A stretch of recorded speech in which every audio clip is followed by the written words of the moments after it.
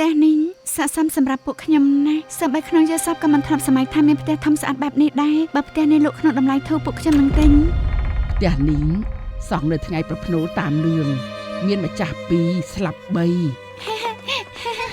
ពួកយើងមានតែពេលដំឡឹងតែអូនអាចទិញបានពូកែទេប្រហែលមានខ្មោចគ្មាននរណាចង់បាន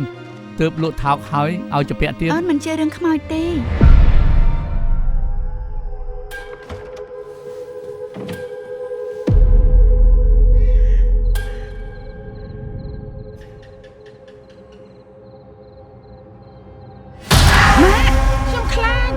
ជឿយើងទៅ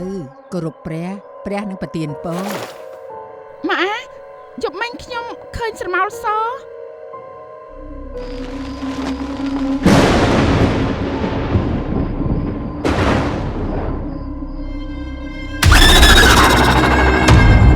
យើងសម្រេចថានៅសៃហ្គនដើម្បីកូនយើងឲ្យរៀនបានល្អ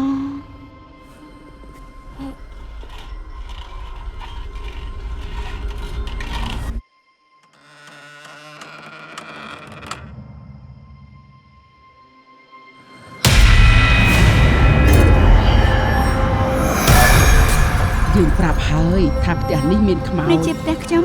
មិនទៅណាទេ